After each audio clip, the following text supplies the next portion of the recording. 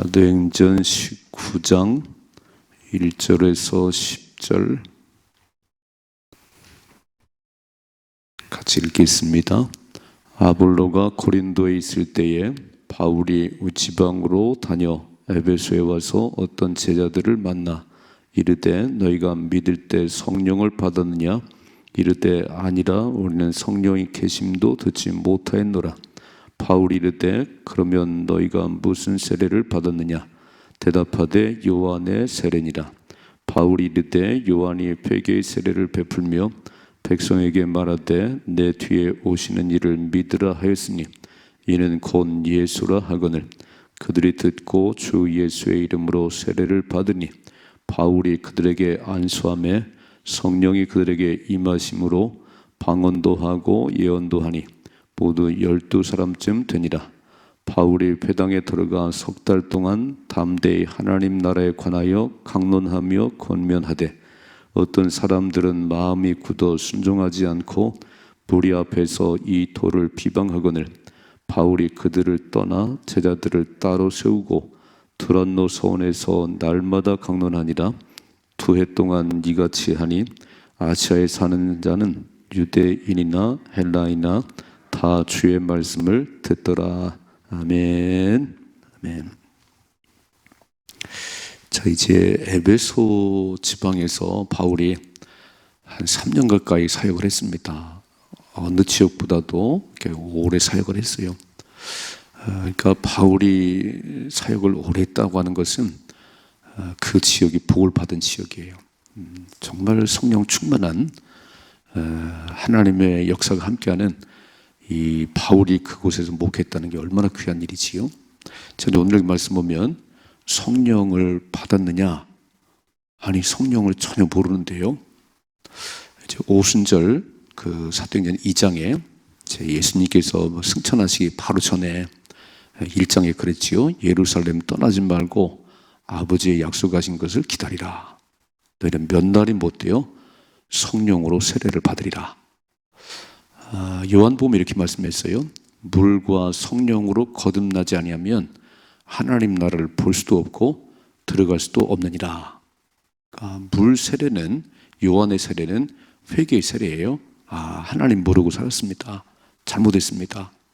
하나님 이제 내 마음속에 예수님이 주인이십니다. 이게 물 세례고, 물 세례 받은 자들에게 하나님 주는 선물, 성령께서 임하시지요. 이제 구약 시대 때는 성령은 특별한 사람들에게만 임했잖아요. 왕, 제사장, 선지자들. 그런데 오순절 이 사건으로 말미암아 그냥 구하는 자에게 누구든지 이제 성령 임하십니다. 요엘서의 예언이지요. 마지막 때 남녀 종들에게 물같이 성령을 부어줄 것이다. 근데 에베소에 와보니까 성령을 모른다는 거예요. 들어본 일도 없다네요. 그래서 말씀은 아는데 성령의 역사를 모르니까 너무 머리만 큰 거예요. 머리만의 신앙이에요. 아니, 머리만의 신앙이 아니고 그냥 가슴으로 들어봐야 돼. 가슴으로 이렇게 막 깨달아지고 느껴지고. 그래서 오늘 이제 바울이 예수님이 누군지 가르쳐주고 예수의 이름으로 세례를 베풀고 안수했더니 성령이 임했더라. 자, 보세요. 오늘 1절. 아볼로가 고린도에 있을 때 바울이 윗지방으로 다녀 에베소에 와서 어떤 제자들을 만나 이르되 너희가 믿을 때 성령을 받았느냐? 이르되 아니라 우리는 성령이 계심도 듣지 못했노라. 우리 전혀 모르는데요. 3절이죠.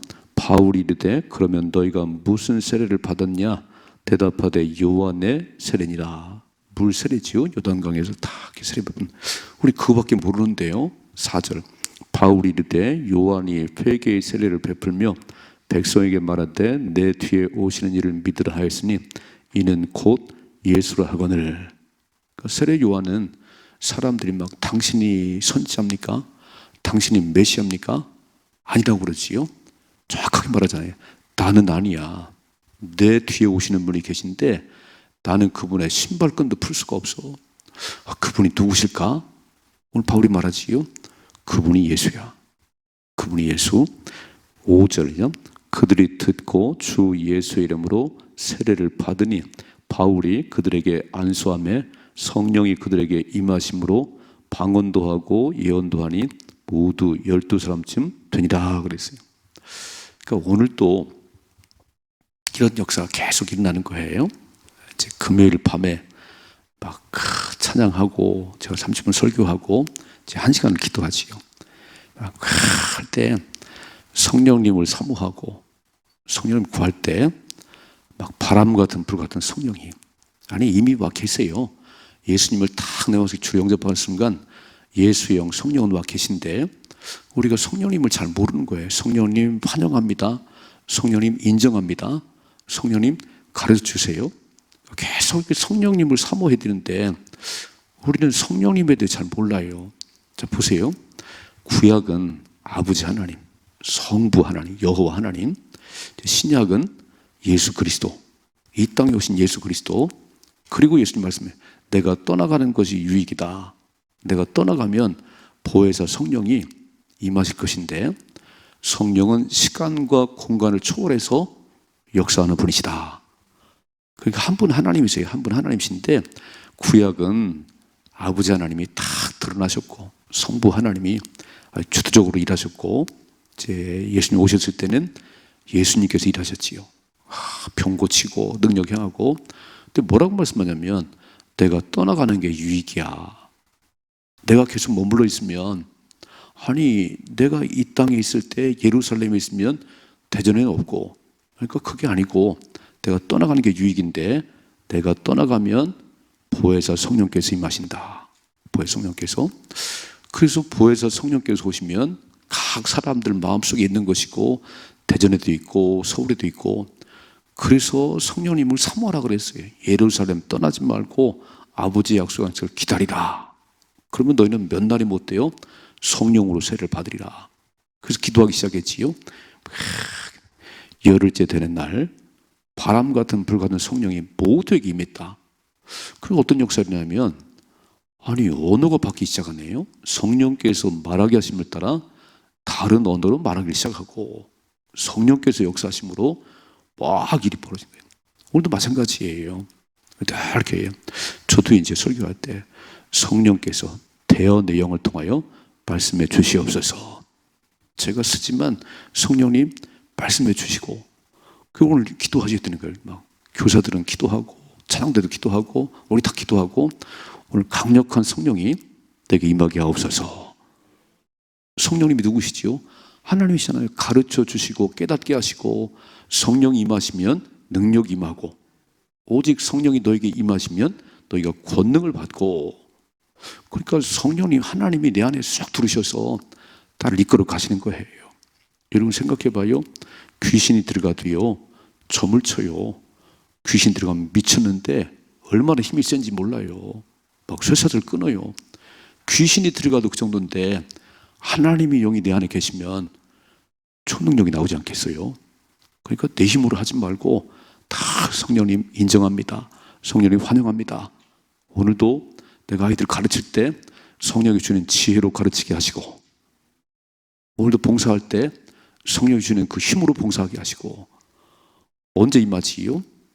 예수 이름으로 세례를 받고 예수 이름으로 그러니까 이제 세례 받을 때 물 세례 받을 때는 죄사함의 세례고 예수님 세례 받을 때는 예수님 내 인생의 주인입니다.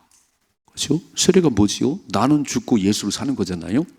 예수님 세례를 받고 안수했더니 6절 말씀 바울이 그들에게 안수함에 딱 손 놓고 기도했더니 성령이 그들에게 임하심으로 방언도 하고 예언도 하고 막 성령께서 말하게 하시니까 처음 듣는 말이 나오는 거예요.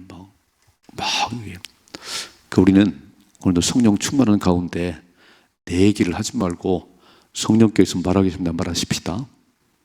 그게 믿는 사람의 삶이에요.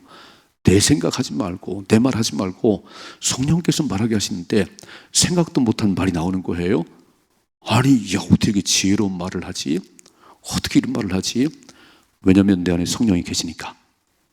그래서 오늘 우리도 사모하셔야 돼요. 늘 충만하셔야 돼. 이미 성령이 와 계신데 성령님을 인정하지 않으니까 환영하지 않으니까 성령님이 우리 안에서 나 못 살겠어 나 떠나가야 되겠어 예수님을 영접할 때 이미 예수 영이 와 계시거든요. 근데 다 자기 생각으로 하는 거예요. 그러니까 성령이 와 계신 성령께서 성령님 일할 수가 없는 거예요. 성령님 어떻게 할까요? 물어봐야 되는데 성령님이 가르쳐 주는데 묻지를 않으니까 나 못 살겠다. 막 떠나가야 되겠다. 언제 떠나가지요? 기도 안 하니까, 예배 안 드리니까, 맨날 세상으로 다니니까 성령이 탄식하다가 떠나가 버리는 거예요. 그러면 또 다시 세상 사람 되는 거지요. 날마다 성령 충만하셔야 됩니다. 어떻게 해요?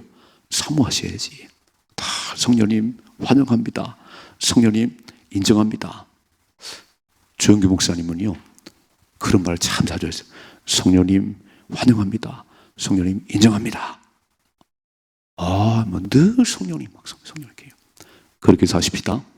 그래서 오늘 단연 살아갈 때 성령이 나를 지배하시고 성령께서 말하게 하시고 성령께서 깨닫게 하시고 어떻게 할까요? 물으셔야잖아요. 이렇게. 이제 우리 16장에서 봤지만 바울이 1차 전도행을 마치고 이제 2차 전도행도 여전히 아시아에서 복음을 전하려고 그러는데 성령께서 막으시더라. 예수의 영이 허락지 않더라 그랬어요. 난 자꾸 아시아로 가고 싶은데 성령 하나님이 아니.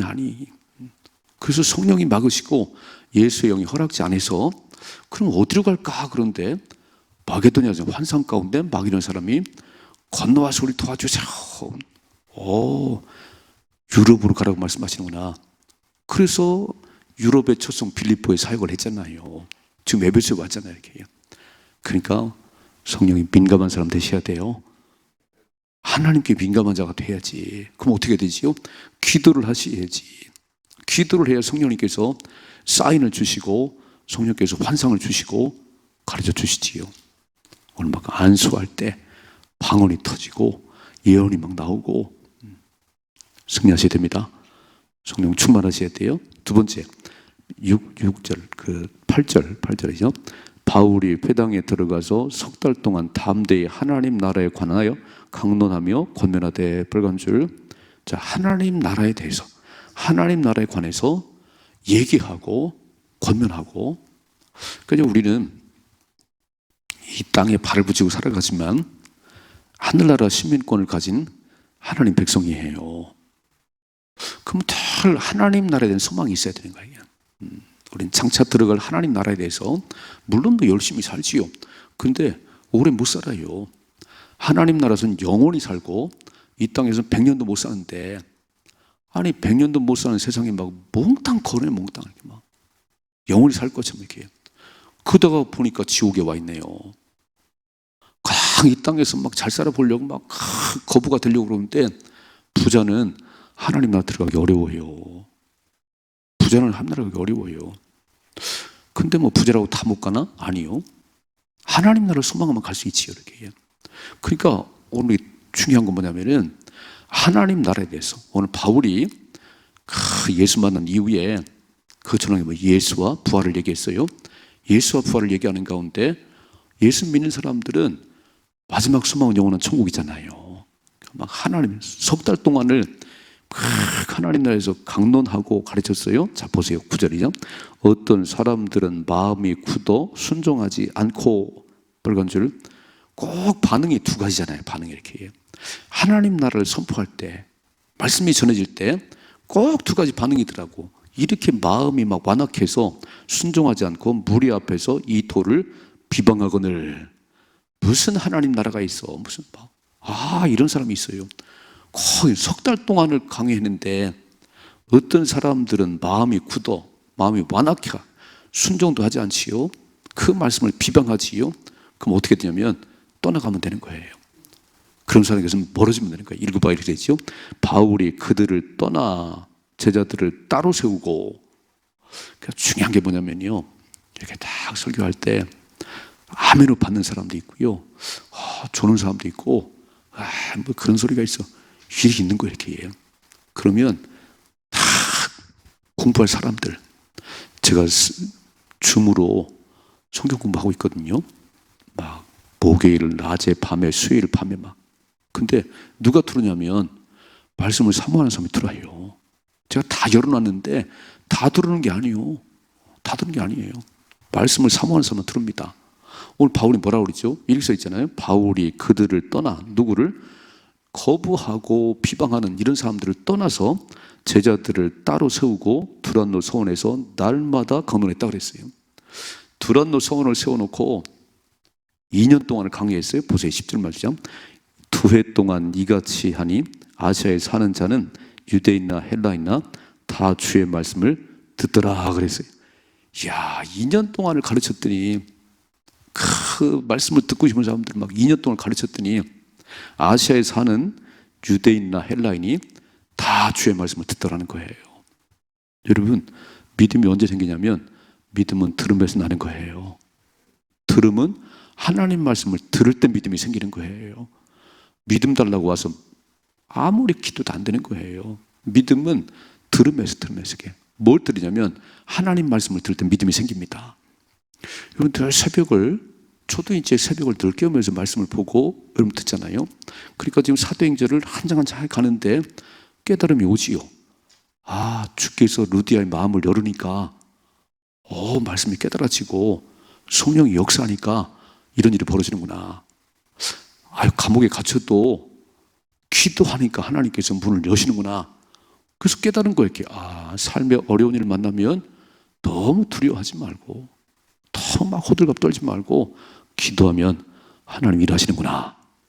그래서 깨달아진 거예요. 그래서 우리가 뭐 알았겠어요?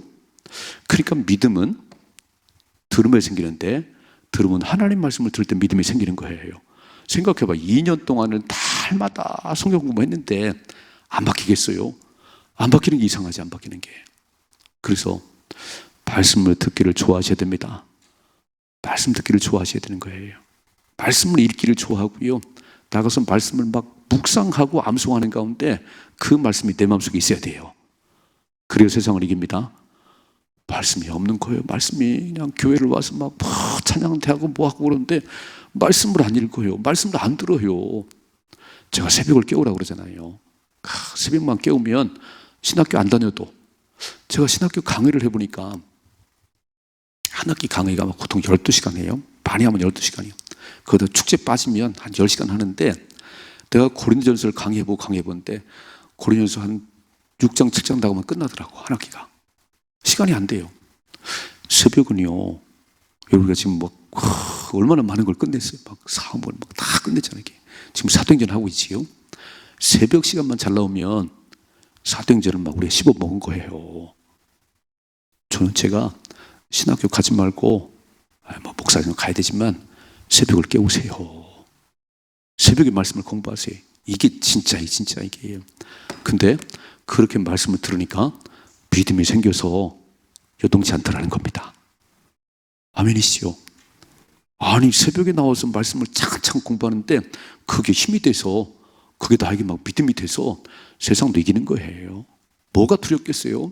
다 봤는데 하나님 감옥에서 자동문이 열리게 하고 수많은 병이 낫게 하고 오늘 안수했더니 방언이 와, 하나님이 하는구나. 그거를 2년 동안 가르쳤으니 사람들이 유대인이나 헬라 다 말씀을 듣더라 그랬어요. 두 가지. 성령 충만하셔야 됩니다. 성령님 사모하셔야 돼요. 다 성령님 환영합니다. 성령님 인정합니다. 성령님 어떻게 할까요? 우리가 와서 뭘 기도하는 거지요? 성령님 어떻게 할까요? 하나님 묻는 거잖아요. 그럼 성령이 말씀하잖아요. 성령 충만하셔야 되는 거고, 두 번째, 말씀을 듣는 귀가 열리셔야 돼요. 어떤 사람들은 왜 이렇게 마음이 굳어서 순종하지 않고 그 말씀을 비방할까요? 그러면 제외. 기회가 떠나가는 거예요. 그들을 떠나서 따로 말씀을 듣는 사람 모아놓고 2년 동안을 말씀을 강의했다. 여러분 2년 동안 말씀을 들어보세요.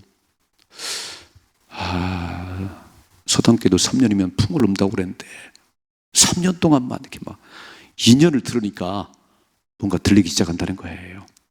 말씀이 깨달아지길 바라고 말씀이 능력이 되기를 좀 축복합니다. 말씀을 들을 때 기적이 나는 거고요. 말씀을 들을 때 성령이 임하는 거고 그 말씀이 내게 역사할 때 우리 인생은 달라지는 거예요. 어떻게 사십시다. 말씀 붙들고 승리할 수 있기를 주님의 축복합니다.